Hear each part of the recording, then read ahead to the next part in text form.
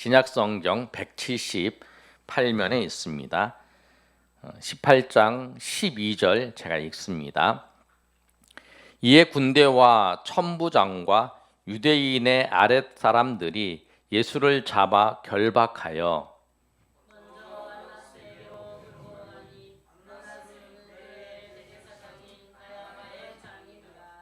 가야바는 유대인들에게 한 사람이 백성을 위하여 죽는 것이 유익하다고 권고하던 자러라.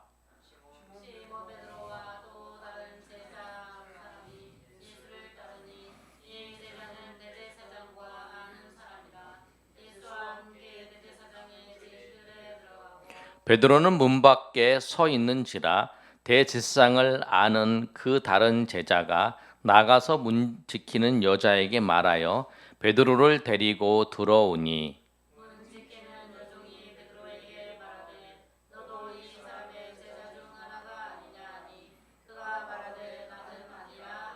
우리 18절 우리 다 같이 읽습니다. 그때가 추운 고로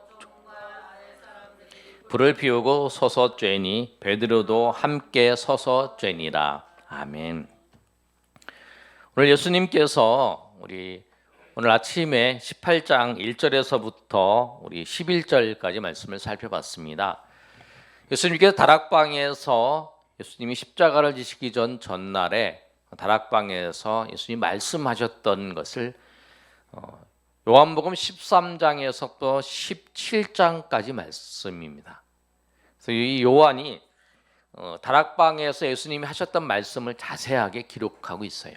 그런데 오늘 18장에 와서 이제 예수님께서 18장 1절에 보면 예수님이 제자들과 함께 기드론 시내 그곳에 동산이 있는데 그곳에 들어가세요.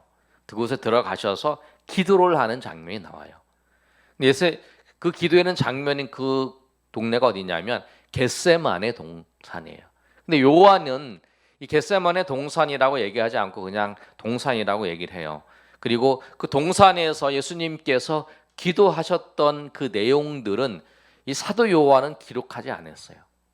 마태, 마가, 누가 복음에서는 예수님께서 겟세마네 동산에서 기도하실 때에 여러분 잘 아시는 말씀처럼 할만하면 하나님 이 잔을 내게서 물리쳐 달라고 예수님이 그렇게 기도해요. 그러니까 십자가를 지시는 그 과정 속에서 사람으로 예수님이 하나님이시고 사람이신데 하나님이신 예수님의 모습보다는 사람이신 예수님의 모습을 정확하게 드러내세요. 그래서 십자가를 지시는데 이 고뇌에 대해서 기록해 놨어요. 그리고 제자들과 같이 십자가에서 십자가를 지시기 전에 기도하는 장면이에요. 그런데 이 요한복음에서는 그러한 요한복음은 나중에 이제 마태, 마가, 누가복음이 기록된 다음에 요한이 기록한 거기 때문에 그 마태, 마가, 누가가 기록되어 있는 그 내용들은 그냥 기록하지 않고 이 간단하게 기록하는데 그 겟세마네 동산에서 기도하는 장면은 기록하지 않았어요. 그리고 난 다음에 예수님이 잡혀가셨어요. 잡혀가셔서 예수님이 어디로 가시냐면 오늘 본문 12절에 있는 말씀처럼 군대와 천부장과 유대인의 아랫 것들이 예수를 잡아 결박을 했어요. 그러니까 여러분이 생각하실 때 그냥 유대인들이 예수님을 잡았다 그런 게 아니라 오늘 본문의 말씀은 요한은 정확하게 기록하고 있어요. 여러분 마태, 마가, 누가 있는데 이 예수님이 십자가를 지시길 때까지 그 잡혀가는 과정 속에서 십자가를 지시는 그 자리까지 죽으시는 그 자리까지 끝까지 지킨 사람이 누구냐면 요한이에요. 다른 제자들은 예수님이 붙잡혀 갔을 때에 다 도망갑니다. 그런데 두 사람이 안 도망가요. 누구냐면 베드로와 요한이 안 도망가요. 그래서 예수님이 그 십자가에 지시는 장면을 다 기록해요. 왜 그렇게 알 수 있냐면 예수님 마지막에 예수님께서 십자가에 지실 때에 예수님이 하시는 말씀이 있어요. 그게 이제 가상칠언이라고 하는데 예수님께 십자가 위에서 하신 말씀 그게 이제 가상이에요. 십자가 위. 그다음 칠언은 7마디예요. 그 중에 하나가 뭐냐면 예수님이 마리아를 보면서 이렇게 말씀하세요. 마리아를 보면서 아들입니다 라고 말씀하세요.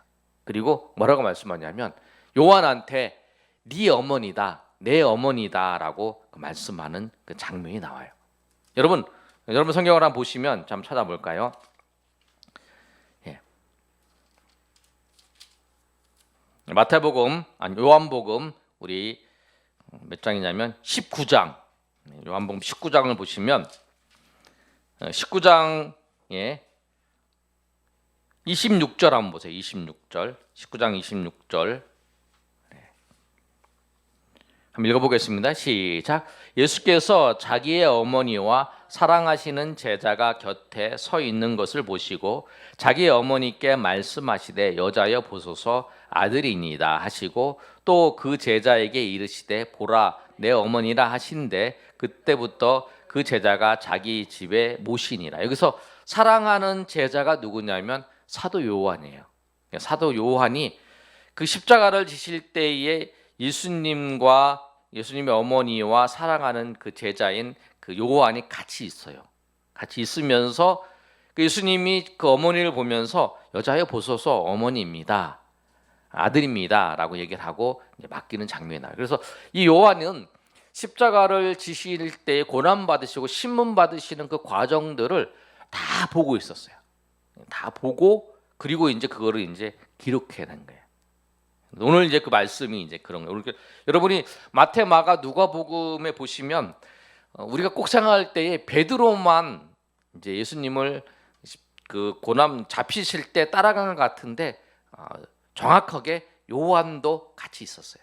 우리 한번 마태복음 26장 58절 말씀 한번 볼까요? 예, 마태복음 26장 58절 말씀을 보면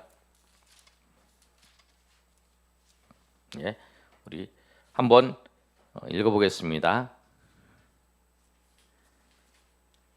예, 찾으셨어요? 신약성경 47쪽 우리 앞에도 있어요. PPT 그거 보시면 되겠습니다. 못 찾으신 분들은 시작. 베드로가 멀찍이 예수를 따라 대제사장 집들에까지 가서 그 결말을 보려고 안에 들어가 하인들과 함께 앉아 있더라. 예. 그 베드로가 따라갔다고 하는 그 말씀이 있어서 우리는 베드로 혼자 따라간 걸로 생각하는데 마태나 마가나 누가는 이 베드로 이 예수님이 십자가를 지시는 그 상황을 끝까지 따라가지 않았어요. 누구냐면 이 베드로와 요한인데 베드로는 나중에 부인하고 이제 도망가죠. 베드로는 가고 요한은 끝까지 따라갔어요. 그래서 끝까지 따라가면서 요한이 요한복음을 기록할 때는 그 내용들을 자세히 기록했어요. 오늘 말씀을 보면 이제 12절에 이제 예수님이 잡혀가는 거예요. 군대와 천부장과 유대인들이 잡혀가는 거예요. 그 모습을 뭘 말씀하고 있냐면 그 당시에 로마도 예수님을 잡으려고 그랬고 이 종교 지도자들도 예수님을 잡으려고 했어요. 그래서 군대의 백부장, 천부장이 온 거죠. 군대의 천부장도 오고 유대인의 아라스람도 같이 와서 예수님을 결박하고 예수님을 데려갔어요. 근데 데려갈 때 제일 먼저 어디로 데려갔냐면 그때의 대제사장이 누구였냐면 가야바였어요. 근데 가야바였는데 가야바의 장인이 누구냐면 안나스예요. 그러니까 안나스가 장인이 대제사장이 되고 그 아들들이 대제사장이 되고 나중에 또 누가 됐냐면 그 사위까지 대제사장이 됐어요. 근데 그 당시에는 원래 대제사장은 평생 하는 건데 그 당시에는 로마의 그 지배하자 있었기 때문에 로마가 대제사장을 아무다 막 세워버리는 거예요. 자기가 시키고 싶은 사람들. 이제 그래서 이제 어려움이 있었던 거예요. 그래서 이제 안나스가 실질적으로 생사를 발휘하는 힘을 발휘하는 사람이었지만 이제 그 가야바가 대제사장이었어요. 그래서 가야바한테 가기 전에 안나스한테 데리고 가는 거예요. 그래서 이제 안나스한테 데리고 가는 거예요. 13절에 보면 먼저 안나스에게로 끌고 가니 안나스는 그해 대제사장인 가야바의 장인이라. 이걸 정확히 아냐면 요한이 자기가 직접 봤다라는 거예요. 그래서 정확히 아는 거예요. 그래서 이제 가야바는 뭐냐면 유대인이 한 사람이 죽인 것을 이제 유익하다라고 말씀해요. 15절을 보시면 그때 이제 누가 따라가냐면 15절 한번 읽어보겠습니다. 시작. 시몬 베드로와 또 다른 제자 한 사람이 예수를 따르니 이 제자는 제사장과 아는 사람이다. 예수와 함께 대제사장의 집들에 들어가고 그래서 그다음 시몬 베드로와 그 다음에 다른 제자 한 사람이 누구냐면 요한이에요. 요한. 다른 제사 한 사람이. 요한복음을 기록할 때에 자기가 요한이다 이렇게 기록하지 않고 다른 제자, 베드로와 다른 제자 같다. 예수님이 사랑하는 제자 그렇게 표현한 거예요. 여러분 요한복음을 읽을 때에 그 자기 이름이 안 나오고 다른 제자는 예수 요한을 말하는 거고 또 그 다음에 이제 그 사랑하는 제자, 특별히 사랑하는 제자 요한이에요. 근데 여기서 이제 다른 제자가 누구냐면 요한을 얘기하는 거예요. 근데 요한은 뭐냐면 이 대제사장의 그 사람과 아는 사람이었어요. 이 세상 집을 아는 거예요. 요한은 이제 그 베드로와 요한은 좀 다른 게 요한은 야고보와 요한이 형제인데 베드로보다는 이 집이 이제 부자여가지고 이제 그 대제사장과 관계를 맺은 거예요. 이렇게 뭐냐면은 그 갈릴리에서 고기를 잡아서 대주고 이렇게 도와주고 막 이렇게 하는 관계를 그래서 알게 된 거예요. 그래서 이제 그 대제사장의 집에 들어가고 베드로는 16절에 보면 문 밖에 서 있는 거예요. 대제사장의 집에 아무나 들어갈 수 없으니까 문 밖에 서 있을 때에 그때 이제 그 16절에 보면 베드로는 문 밖에 서 있는지라 대제사장을 아는 그 다른 제자가 나가서 이제 요한이 들어갔다가 나와서 뭐라고 얘기했냐면 문 지키는 여자에게 말해서 베드로를 데리고 오라라고 말하는 거예요. 문 지키는 여자가 그 베드로를 이제 데리러 가는 거예요. 그럴 때 베드로에게 이제 물어보는 거예요. 문 지키는 여자가 뭐라고 하냐면 17절에 한번 읽어보겠습니다. 시작. 문 지키는 여종이 베드로에게 말하되 너도 이 사람의 제자 중 하나가 아니냐 하니 그가 말하되 나는 아니라 하고 그때가 추운 고로 종과 아랫사람들이 불을 피우고 서서 쬐니 베드로도 함께 서서 쬐니다. 그래서 요한복음에 보면 베드로가 3번 부인할 때 어디서 부인하냐면 안나스 집에서 부인한 것을 요한복음 18장에 잘 기록하고 있어요. 근데 이제 베드로가 이제 그 예수님이 이제 안나스의 집에 끌려갔을 때에 요한이 들어갔어요. 요한이 들어가고 자기는 이제 그 친무 관계 없으니까 못 들어가잖아요. 그래서 요한이 지키는 그 여종한테 얘기해서 베드로 모시고 와라. 그랬더니 베드로를 이제 모시러 갔어요. 근데 베드로를 보자마자 베드로 보니까 뭐라고 하냐면 당신은 뭐냐면 그가 뭐라면 너도 이 사람의 제자가 하나가 아니냐라고 물어본 거예요. 여종이. 그랬을 때 베드로가 아니다. 이제 첫 번째 부인하는 사건이 이 사건이에요. 첫 번째 부인한 사건이고 여러분 다음 이제 19절부터 이제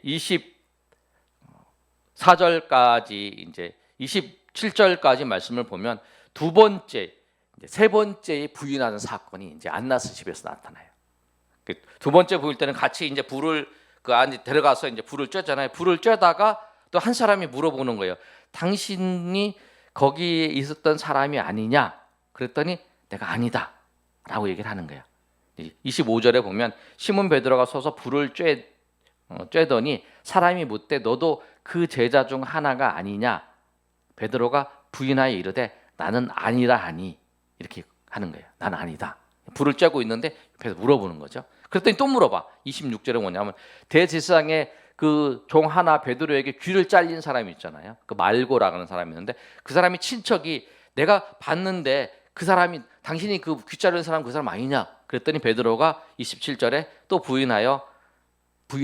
내가 모른다. 그래서 베드로가 그 안나스 집에서 불을 쬐면서 부인했던 그 세 번 부인했던 사건이 있고 그 이제 닭이 울었다는. 이게 요한이 그 예수님이 그 십자가를 지고 안나스 집에 갔을 때의 그 사건들을 다 지켜본 거예요. 지켜보고 이렇게 이야기를 저술을 한 거예요. 그래서 여러분이 마태복음을 쭉 읽다가 또 요한복음이 있으면 요한복음을 좀 자세히 읽으면 그 상황을 좀 더 자세히 알 수 있어요. 그래서 여러분이 그때 예수님을 그 신문하는 과정까지 베드로가 그 부인하는 그 과정들을 같이 있었고 그 과정들을 잘 살펴봤던 사람이 누구냐면 요한이라는 거예요. 그래서 그 요한이 요한복음을 기록해서 우리에게 이제 증거되는 거예요. 근데 여러분 우리가 이 말씀을 통해서 생각해야 할 것이 무엇이냐면 베드로가 뭐라고 그 고백을 했냐면 예수님이 십자가를 지실 때에 요한복음 13장에 예수님이 내가 죽는다라고 목숨을 버린다라고 했을 때에 베드로가 요한복음 13장 37절에 이렇게 말씀하세요. 우리 요한복음 13장 37절 한번 찾아볼까요? 요한복음 13장 37절. 이게 이제 그 하루 전에 이제 다락방에서 예수님이 이제 십자가를 주실 것을 말씀하는 거예요. 13장 37절 PPT 앞에도 있으니까 못 찾으신 분은 같이 읽으면 되겠습니다. 시작. 베드로가 이르되 주여 내가 지금은 어찌하여 따라갈 수 없나이까 주를 위하여 내 목숨을 버리겠나이다. 그러니까 내가 주님을 위해서 목숨을 버리겠습니다라고 해서 그렇게 이제 고백을 했던 베드로예요. 그러니까 베드로가 그렇게 고백을 했기 때문에 예수님이 잡힐 때에 나머지 그 가룟 유다 빼고 나머지 9명의 그 8명이죠. 그 가룟 유다 빼고 나머지 제자들이 예수님이 잡히실 때에 다 흩어졌을 때에 베드로는 예수님이 잡히실 때에 끝까지 쫓아가요. 따라가는 거잖아요. 자기도 잡힐 수 있는데 따라가는 거예요. 요한하고 둘이 따라가요. 그런데 베드로가 이제 그 여종이 한마디 하잖아요. 당신이 그 사람의 제자 중에 한 사람입니다. 그랬을 때에 그 베드로가 아니다라고 하잖아요. 여러분 우리가 신앙생활을 하면서 우리가 평생 싸워야 될 것이 있어요. 그게 뭐냐면 우리의 감정하고 싸워야 돼요. 그 감정 중 하나가 두려움이에요. 두려움. 믿음과 두려움. 그러니까 믿음은 이 두려움하고 항상 싸워야 돼요. 두려움, 누구를 두려워하냐? 하나님을 두려워하는 거죠. 그런데 두려움은 베드로 믿음이 있어요. 그러나 지금 내가 예수님의 제자라고 말하는 것 때문에 내가 잡혀갈 수 있고 예수님처럼 저렇게 그 군대들한테 잡혀갈 수 있다라고 하는 그 생각, 그 두려움의 감정이 우리 가운데 딱 밀려왔어요. 베드로한테 밀려온 거예요. 그랬을 때에 베드로가 그 두려움에 이제 휩싸이게 된 거예요. 그래서 내가 주님을 모른다. 우리가 평생 신앙생활을 싸워야 될 게 뭐냐면 이 감정사예요. 오늘 저기 금요일마다 전도 훈련을 하는데 어떤 사모님이 간증하는데 그 간증하면서 이 얘기를 하시더라고요. 상황과 사건은 항상 변하는데 주의 말씀은 변하지 않는다. 그 맞아요. 우리 상황과 환경은 항상 변해요. 상황과 환경은 사건은 항상 우리 가운데 어떤 사건들은 찾아와. 근데 주의 말씀은 변하지 않아요. 그러니까 그 주의 말씀을 우리가 붙잡고 그 상황을 변하지 않는 하나님의 말씀을 중심으로 해서 우리가 살아야 되는 거예요. 그러니까 베드로는 오늘 그 두려움이 우리 가운데 찾아왔을 때에 그 두려움을 믿음으로 극복하지 못했어요. 여러분 우리가 다 두려움이 있어요. 앞으로 어떻게 될까? 이 코로나 갑자기 또 이제 이태원에서 그 클럽 다니던 그 젊은 그 한 사람 용인 그 사람 60 몇 번째 요즘 먹고 있죠. 근데 그 사람 때문에 이제 그 지역사회에 퍼졌다는 얘기죠. 두려움이 있어요. 근데 두려움, 상황이 어떻게 된 거 따라서 우리의 그 믿음이 아니라 믿음은 그 두려움의 상황을 우리가 하나님의 믿음으로 덮어야 해요. 그게 중요해요. 내가 믿음을 선택할 것인가? 네가 두려움에 빠질 것인가? 이게 그 두려움이 항상 밀려와요. 두려움이 찾아와. 내가 앞으로 어떻게 될 것인가? 내 인생이 어떻게 될 것인가? 내가 앞으로 내가 지금 하고 있는 것이 제대로 이루어질 것인가? 하는 두려움이 있어요. 근데 그 두려움 속에서 우리가 항상 변하지 않는 것이 하나님의 말씀이고 변하지 않는 게 하나님이에요. 그거에 따라서 우리가 선택하면서 살아야 돼요. 감정에 흔들리지 말아요. 그 두려움에 흔들리지 말고, 또 내가 빠지는 감정에 그 휩싸여 가지고 우리가 그렇게 해야 되는, 그러면 안 된다는 거예요. 어떤 사람이 볼 때 내가 저 사람을 만났어. 저 사람을 만났는데 저 사람 만나니까 저는 기분 나쁜 생각도 들고 막 그런 생각 들 거예요. 갑자기 그런 생각 들 수도 있어요. 그런데 하나님 말씀은 항상 사랑하고 믿음으로 그 사람을 보고 그 사람 믿음으로 섬겨주고 하는 게 하나님의 말씀이에요. 그러면 내가 지금 저 사람 볼 때 기분 나쁘고 저 사람 볼 때 마음이 상해도 그거는 내 상황이고 내 감정이에요. 거기에 빠지면 안 된다는 거예요. 하나님의 말씀을 따라 사랑하고 하나님의 말씀을 섬겨주고 그것이 하나님의 말씀을 지키는 거예요. 그러니까 우리가 그런 모습으로 신앙생활을 해야 돼요.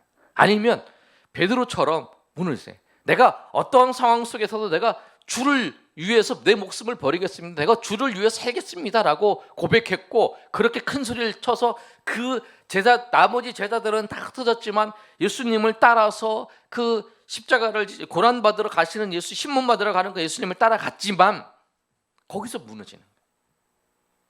내가 열심히 믿음으로 살겠다. 내가 열심히 믿음으로 살고 내가 하나님 뜻대로 살겠다라고 고백을 하고 나가도 그 상황이 우리 가운데 밀려오는 거예요. 두려움이 밀려오고 그것을 포기하고 싶은 상황 가운데 밀려오고 그렇게 하기 싫은 그 마음도 밀려오고, 그러나 주의 말씀이 뭐냐는 거예요. 내 상황과 내 여건이 중요한 게 아니라 주의 말씀이 뭐냐는 거예요. 그 주의 말씀을 따라서 뭐해야 되나? 거기서 베드로가 무너진 거예요. 우리가 쉽게 무너질 수 있어요. 그래서 여러분 이 말씀을 생각하면서 우리가 평생 싸워야 될 건 그런 거예요. 그런 감정. 두려움이라는 감정과 또 내 마음에 들지 않는 그 감정. 어떤 사람이 내 마음에 드는 거, 어떤 것이 내 마음에 들지 않는 그거 항상 싸워야 되죠. 그러면서 싸우면서 항상 뭐냐면 사랑하라는 하나님의 말씀, 섬기라고 하는 말씀이 그것이 변하지 않는 거예요. 그렇게 보려고 노력하고 또 그런 마음이 생기는 것이 분열하게 하고 우리가 넘어지게 하고 그런 것이라는 것을 알고 우리가 하나님 앞에 나아가야 된다는 거예요. 여러분 이 말씀처럼 여러분 두려움에 빠지지 마시고 그 두려움 상황 가운데 우리 청년들이 찬양하는 그 마지막 찬양이 그거잖아요. 모든 상황 속에서 주를 바라보라고 그 찬양이잖아요. 그 모든 상황 속에서 주님을 바라보고 모든 상황 속에서 주님을 의지하고 모든 상황 속에서 하나님의 인도하심 앞에 나아가야 돼요. 그리고 소망이 있어요. 오늘 이 말씀처럼 우리가 두려움이 우리 가운데 찾아올 때에 오히려 그 두려움에 빠지는 게 아니라 눈을 들어서 하나님을 바라보고 눈을 들어서 그 주님의 말씀을 바라보며 눈을 들어서 하나님의 은혜를 바라보며 날마다 나아가실 때에 정말 주님께서 그것을 우리 가운데에서 힘주시고 은혜 주시고 함께해 주셔서 역사하시는 그 은혜가 저 여러분 위에 충만히 임하시기를 예수님의 이름으로 축원합니다.